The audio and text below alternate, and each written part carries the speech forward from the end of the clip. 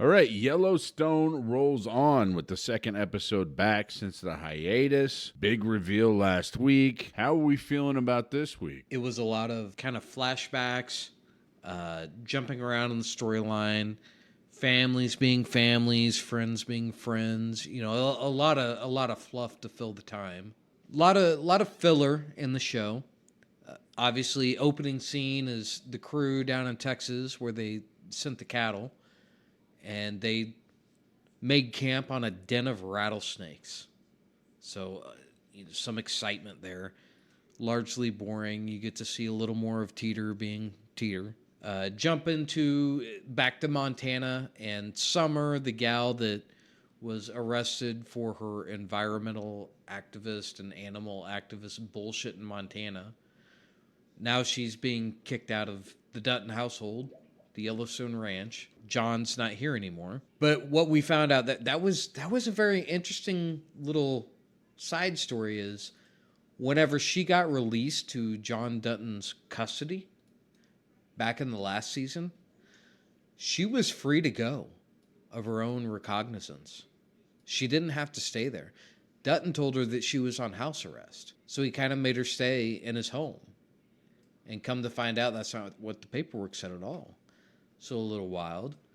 But she got to spend some time up there, and obviously I changed her mind a little bit on the world outside of her own and understanding that, hey, ranchers, cattlemen, they make a difference in the world, not in the way that you think, but they're good people. These are family-oriented people. These are people who love their land. Obviously, the activist inside of her didn't know that. So as this storyline progresses, what strikes you as interesting? As we're into the second half of the 5th season, we can already see that Casey and his family, his wife and his boy, they're good.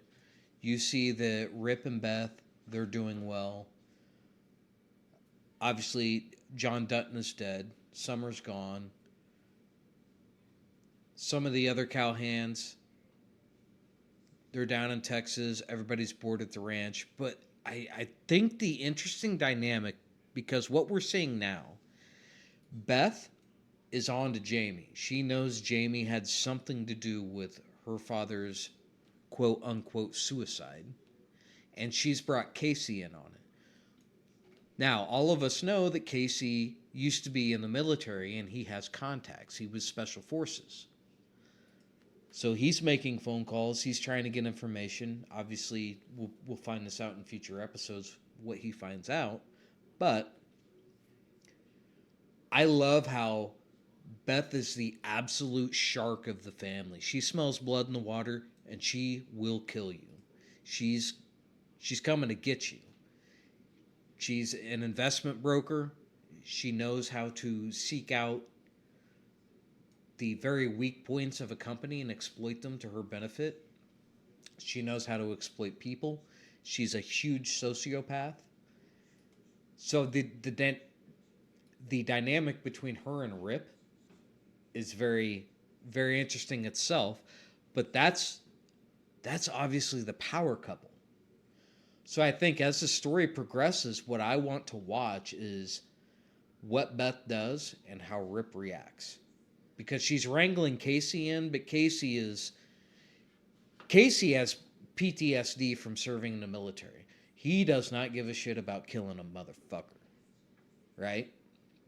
Rip's a little crazier than Casey. He's quite the sociopath himself. He just keeps it under wraps.